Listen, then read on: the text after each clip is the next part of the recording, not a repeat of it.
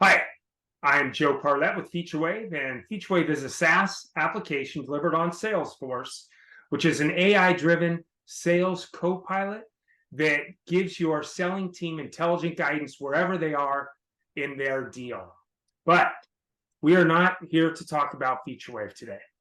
Today, we're going to have a fireside chat with Nick Salas. Now, what we're doing is we've got a series of fireside chats or podcasts that we've scheduled where we'll talk to various industry experts about typically topics in sales or revenue enablement space. And Nick runs global enablement, revenue enablement for Sirion. And today we're going to talk about the sales tech stack. It's piling high. Companies are buying a lot of applications. How do you know when it's too tall? When you've got too many, that you're getting the value out of these investments that you should? How do you measure this stuff? So that's what we'll talk to Nick about today. But before we get started in that conversation, Nick, thank you for joining. If you can tell the audience a little bit about yourself and your role at Sirion, that would be great, and then we'll jump in. Yeah, absolutely. Thanks for having me, Joe. Appreciate it. Yeah, as Joe said, my name is Nick Salas. I run the global revenue enablement function at Sirion. Sirion is a contract lifecycle management application software, and I'm in charge of ensuring that all of our go-to-market teams are enabled on everything that they're being asked to do. Right. So from sales to upsells to prospecting, to demoing the product. So there's a lot that goes into it, and as other solo practitioners can probably empathize with me on this, is it's a tough job, but it takes a lot of alignment, a lot of coordination, with the different leaders of the teams. But it's been a fun ride so far. So thanks for having me on. Yeah, thank you, Nick. Thank you for the introduction. And so in that role that you have, there's a lot that goes into, as you mentioned, making sure that the selling team, that they are enabled, that they are ready to perform their job, which is to help drive revenue for the company. Gone are the old days where you would sit in a classroom, somebody would preach to you or lecture you about your products, your services, who uses them, and so on. It's a lot different now, and technology is very involved.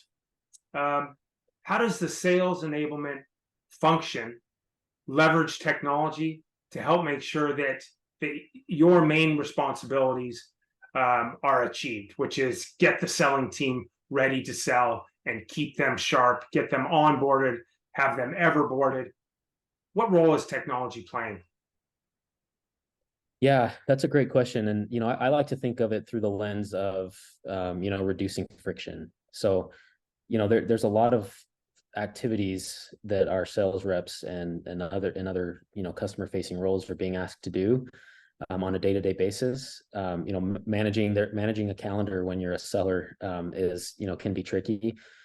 So I see it as my job to help reduce that friction that they experience naturally in their role as a seller. So what does that mean in terms of software? Well, for me, what that means is ensuring that the technology that's available to them to help up-level their skills, which is obviously my charter, is as easy as logging into Salesforce for them.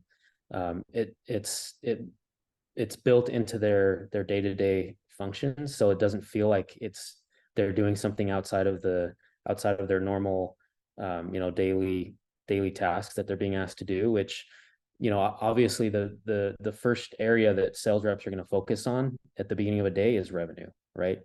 And if they're not building revenue or generating new pipe, then they should be focused on how can I be getting better at what I'm doing. So building up their skills, building up their competencies. So my role in terms of leveraging technology as a revenue enablement professional is ensuring that it's meeting the sales rep the customer facing role in the flow of where they're already working, and ensuring that they're getting the most out of the tool, which is helping them drive the KPIs that they're being measured against, which is primarily, like I mentioned earlier, building pipe and closing deals. Yeah, and how do you know? So we're very dependent on sales technology to help us do what we're supposed to do, and our role is selling team. There's a lot of technologies out there that help. There's LMS, there's content management systems, there's sales enablement tools, there's tools that will listen to the conversation and give guidance. There's a lot out there, and companies are making huge investments. If a company thinks that this technology, this investment will help me sell more, typically they're going to find the money to do that. And then the selling team, they need to remember positioning. What does my product or service do? How do I position it? How do I position it against competition? And then now I've got to navigate all of these systems to help me find answers. But sometimes these sales tech stacks can be piling high. How do you know when there's too many systems? Like there's bloat, there's sales tech stack bloat. How do you know? Yeah, that's a really good question, and a really good point you make too, because the way that I view the KPIs that I'm being measured against in terms of enablement is largely through sales competencies and sales skills.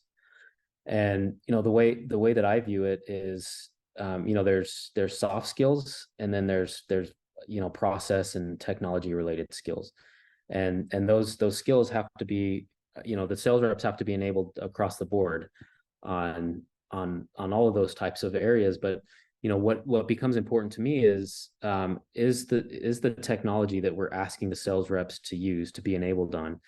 What skill or competency is it helping to progress? So it could be like a knowledge based skill, for example. It could be a process based skill. A lot of times, with technology, we're trying to help, again, and I'll keep referring back to this, which is reducing friction.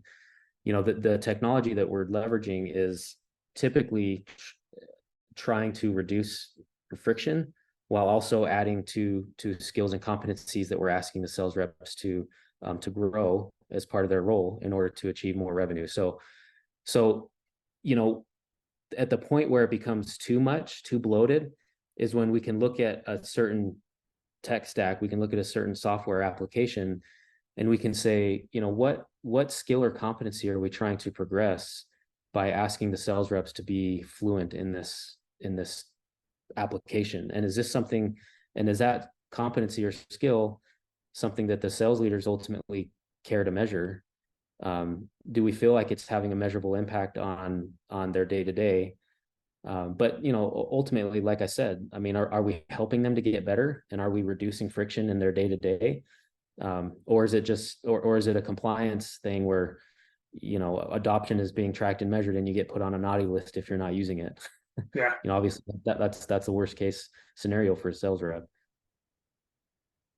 Yep. Yeah, it definitely is. And on the topic of friction, and it being so important for you guys to monitor and make sure that you're reducing friction, not introducing more friction, are there KPIs that you're looking at to determine what are the right systems we're using? Are we introducing friction? Are we removing friction? We've got a lot of systems that we're using.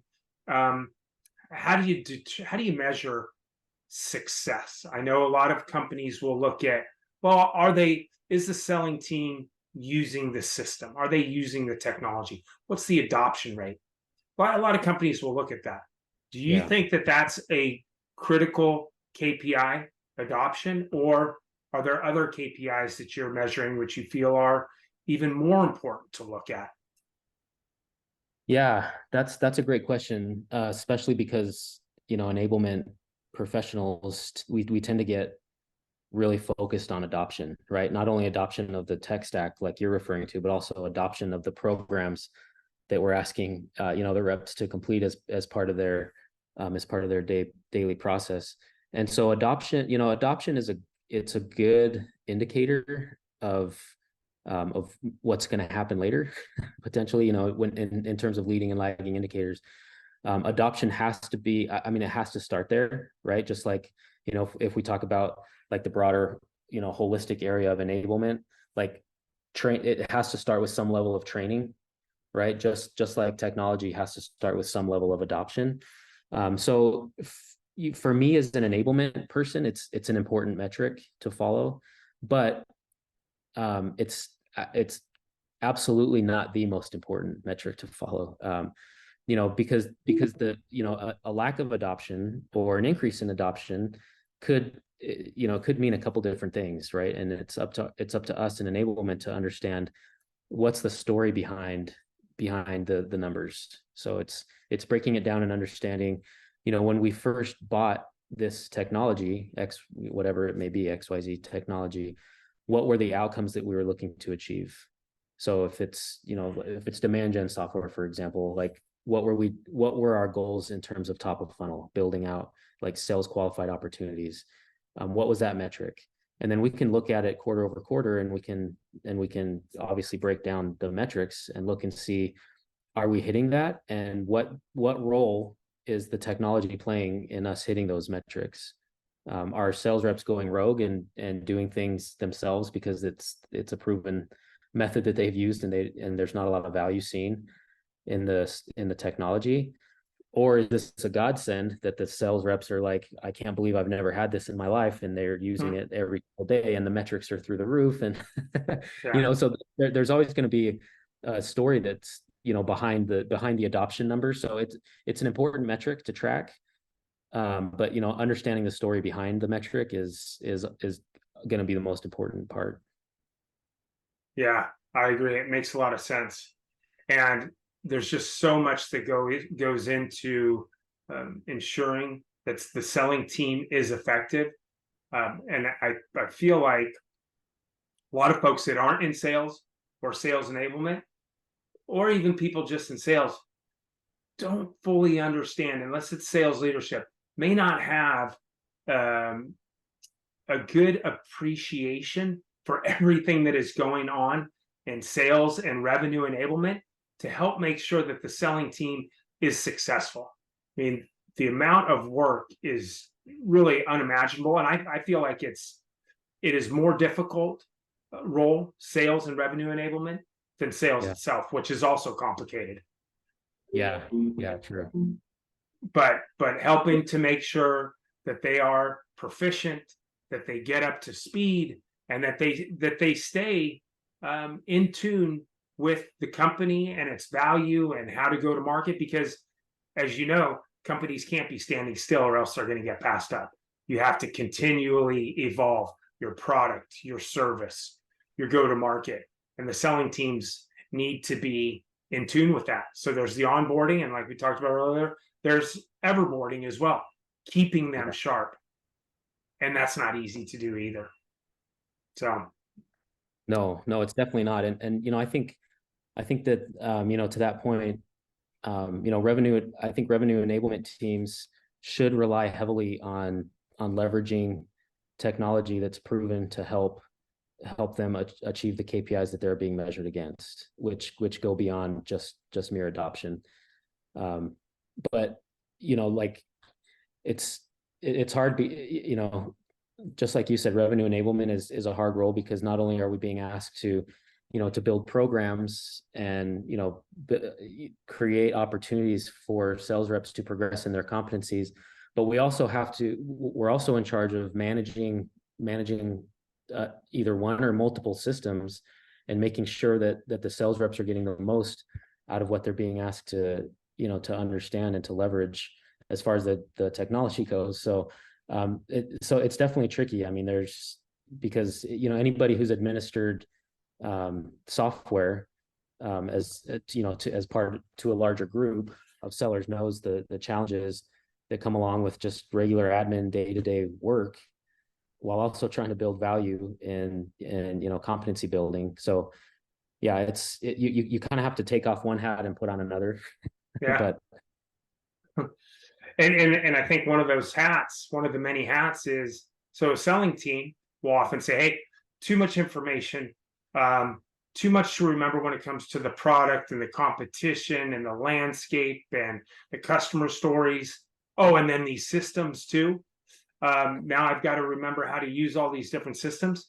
But also on the revenue enablement, not only do you guys have to understand all of these systems and all understand the products and the services and how they're used, and then train the enablement or the selling teams and make sure that they're enabled, how to use these systems. I know that you guys are also heavily involved in what systems should we even use? What Right. should we evaluate? Now, you don't just evaluate one, you evaluate many. And so that is a full-time job in itself. So I have a very high appreciation for your function and your role in a company. Like I said, I feel like it's even more challenging than sales, which isn't easy. Yeah. Uh, Yeah. Absolutely. yeah. So that's what I wanted to cover today. This has been super helpful, Nick. I appreciate your time, and to show our appreciation for your time, what we'd like to do is make a donation to one of your favorite charities. So if one comes to mind, let me know, and we'll make a contribution in your name.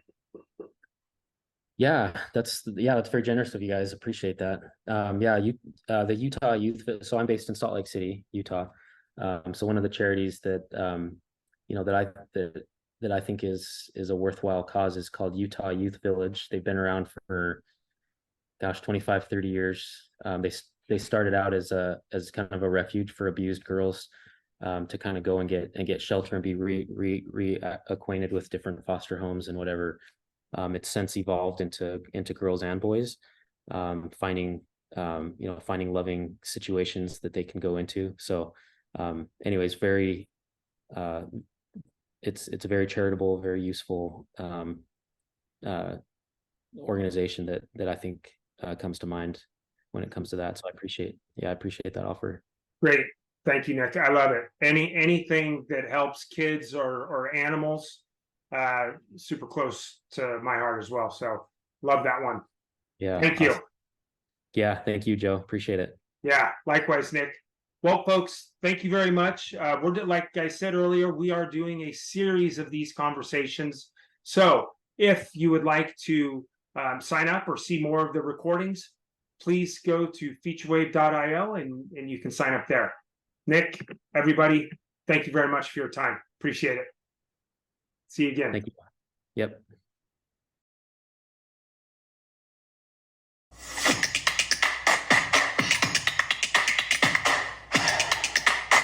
Audio Jungle.